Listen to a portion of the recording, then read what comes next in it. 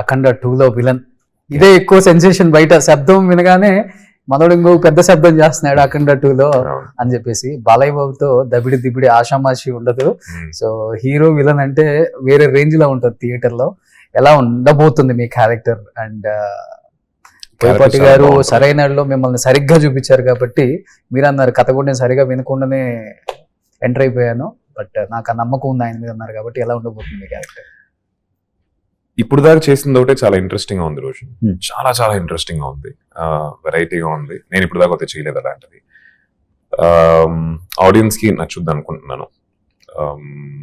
Concept గా అడిగెళ్ళి shoot చేస్తున్నప్పుడు నాకు తెలుసుకుంది ఏంటంటే ఈ సినిమా పెద్ద సినిమా అవబోతుంది, చాలా పెద్ద సినిమా అవుతుంది. అఖండ 1 కన్నా కూడా అఖండ తాండవం వచ్చేసి ఇంకా లార్జర్ స్కేల్లో ఉండబోతుంది. అండ్ బాలయ్య బాబు గారు, ఆయనతో వర్క్ చేయటం చాలా చాలా కొత్త అనుభూతి నాకు.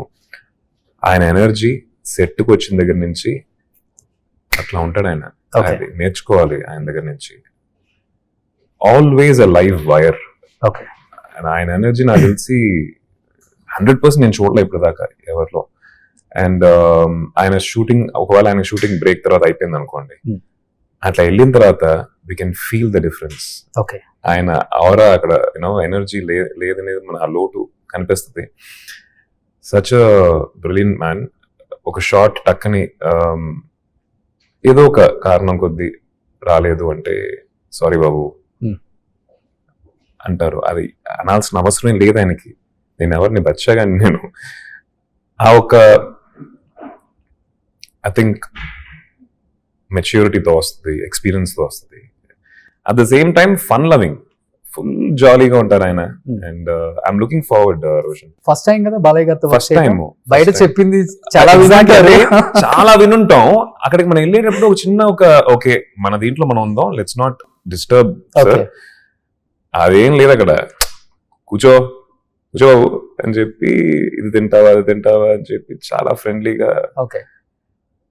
కాల్ మీ బ్రో, సార్ ఏంటి సార్ కాల్ మీ బ్రో అని. So I'm looking forward. అంటే నెక్స్ట్ షెడ్యూల్ ఎప్పుడు ఉంటుంది ఆయనతో మరి టైం స్పెండ్ చేయాలి. మ్యాన్షన్ హౌస్ తో కూర్చున్నారా? లేదండి, అంత చనువు ఇంకా ఇవ్వలేదు. Okay, I wish one day. Okay.